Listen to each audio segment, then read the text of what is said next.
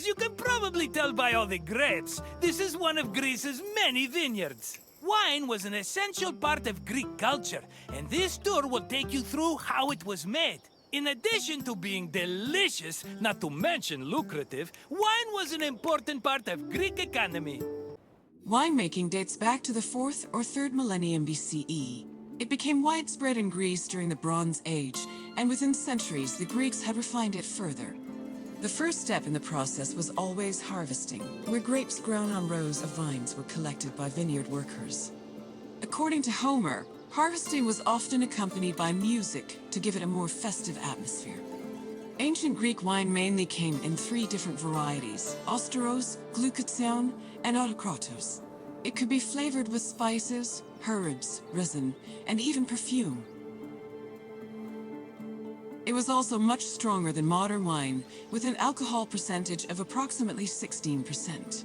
Because of this, the drink was mixed with water to make it more palatable.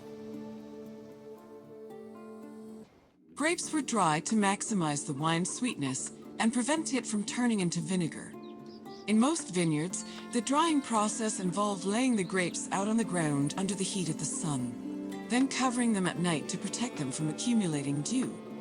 According to Hesiod's poem, Works and Days, the ideal time to dry grapes was 10 days and 10 nights. When they were finally completely dried, the grapes were collected in jars, just as they are today. The Greeks had many methods for crushing the harvested grapes. The most common technique was to use a lenos, a large treading vat where workers stomped on grapes with their feet.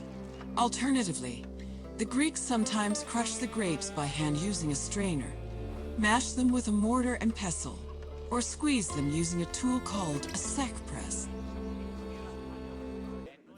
After the grapes were pressed, the resulting juice was poured into large containers called pithoi, where it fermented.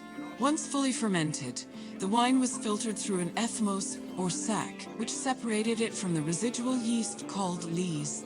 The wine was then placed in a special storage room. The room was half buried to keep it dry and maintain a consistent temperature of 15 degrees Celsius. These measures ensured the wine wouldn't lose any of its quality before being shipped to market.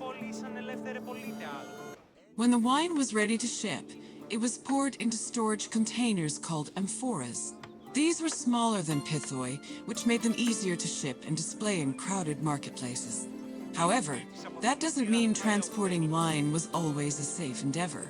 Sometimes ships carrying amphoras as cargo would be wrecked before making it to their destination, losing hundreds of bottles of wine to the sea.